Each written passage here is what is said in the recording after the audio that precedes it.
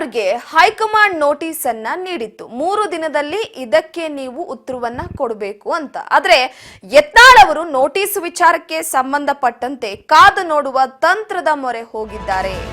ರಾಜ್ಯಾಧ್ಯಕ್ಷ ಸ್ಥಾನದ ಚುನಾವಣೆ ನಡೆಸುವ ವಿಚಾರಕ್ಕೆ ಸಂಬಂಧಪಟ್ಟಂತೆ ಈ ಪ್ರಕ್ರಿಯೆಗೂ ಮುನ್ನ ವರಿಷ್ಠರು ಮತ್ತೊಂದು ಸುತ್ತಿನ ಸಭೆಯನ್ನ ಕರೆದಿದ್ದಾರೆ. ಈಗಾಗಲೇ ಹೈಕಮಾಂಡ್ ನೋಟಿಸ್ ಅನ್ನ ಕೊಟ್ಟಿದೆ. ಯತ್ನಾಳ್ ಅವರು ಮಾತ್ರ ಕಾದು ನೋಡುವ ತಂತ್ರಕ್ಕೆ ಮೊರೆ ಹೋಗಿದ್ದಾರೆ. ಮತ್ತೊಂದು ಸುತ್ತಿನ ಸಭೆಯಲ್ಲಿ ಯಾವೆಲ್ಲ ವಿಚಾರಗಳು ಚರ್ಚೆಯಾಗುತ್ತೋ ಗೊತ್ತಿಲ್ಲ. ಆದ್ರೆ ರಾಜ್ಯಕ್ಕೆ ಶಿವರಾಜ್ ಸಿಂಗ್ ಚೌಹಾಣ್ ಅವರು ಭೇಟಿ ನೀಡ್ತಾ ಇದ್ದಾರೆ. ವರಿಷ್ಠರ ವಿಚಾರಕ್ಕೆ ಸಂಬಂಧಪಟ್ಟಂತೆ ಮಧ್ಯಪ್ರವೇಶದ ನಿರೀಕ್ಷೆಯಲ್ಲಿ ಯತ್ನಾಳ್ ಟೀಮ್ ಇರುವಂತದ್ದು.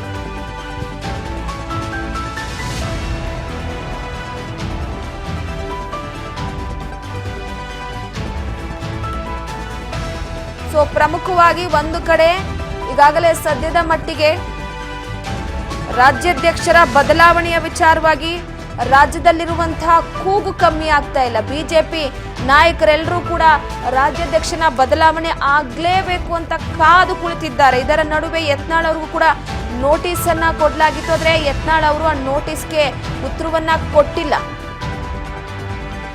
ಇದರ ನಡುವೆ ಈಗ ಹೈಕಮಾಂಡ್ ನೋಟಿಸ್ ವಿಚಾರಕ್ಕೆ ಸಂಬಂಧಪಟ್ಟಂತೆ ಕಾದು ನೋಡುವ ತಂತ್ರದ ಮೊರೆಯನ್ನ ಹೋದ್ರ ಯತ್ನಾಳ್ ಅವರು ಅನ್ನುವಂಥ ಒಂದು ಪ್ರಶ್ನೆ ಸದ್ಯ ಕಾಡ್ತಾ ಇದೆ. ಶಿವರಾಜ್ ಸಿಂಗ್ ಚೌಹಾಣ್ ಅವರು ಕೂಡ ರಾಜ್ಯಕ್ಕೆ ಆಗಮಿಸ್ತಾ ಇದ್ದಾರೆ. ಚುನಾವಣೆ ನಡೆಸುವಂತ ವಿಚಾರಕ್ಕೆ ಸಂಬಂಧಪಟ್ಟಂತೆ ಒಂದು ಅಸಮಾಧಾನಿತ ಬಣವನ್ನ ಸಮಾಧಾನ ಮಾಡಬೇಕಾಗಿದೆ. ಅದಾದ ನಂತರ ಸದ್ಯದ ಮಟ್ಟಿಗೆ ರಾಜ್ಯದಲ್ಲಿ ಬಿಜೆಪಿ ಪಕ್ಷದಲ್ಲಿ ಮೂಡಿರುವಂತಹ ಒಡಕನ್ನ ಸರಿ ಮಾಡಬೇಕಾಗಿದೆ. ಮುಂದಿನ ರಾಜ್ಯಾಧ್ಯಕ್ಷ ಯಾರಾಗ್ತಾರೋ ಗೊತ್ತಿಲ್ಲ. ಚುನಾವಣೆ ನಡೆಯೋದಕ್ಕಿಂತ ಮುಂಚಿತವಾಗಿಯೇ ಫುಲ್ ಬಿ ಅಲರ್ಟ್ ಆಗಲಾಗಿದೆ. ಹೈಕಮಾಂಡ್ ಒಂದು ಕಡೆ ರಾಜ್ಯ ಬಿಜೆಪಿ ವರಿಷ್ಠರುಗಳನ್ನ ಸಮಾಧಾನ ಮಾಡುವ ಪ್ರಯತ್ನದಲ್ಲೇ ಬಂತು. ಆದ್ರೆ ಯಾಕೋ ಸಮಾಧಾನ ಆಗುವಂತಹ ಆ ಒಂದು ಲಕ್ಷಣ ಈ ಯತ್ನಾಳ್ ಟೀಮ್ ಅಲ್ಲಿ ಕಾಣಿಸಿಲ್ಲ. ಈ ಹಿನ್ನೆಲೆಯಲ್ಲಿ ಚುನಾವಣೆ ನಡೆದ ನಂತರ ಚುನಾವಣೆಗೆ ತಯಾರಿ ಭರಪೂರವಾಗಿದೆ.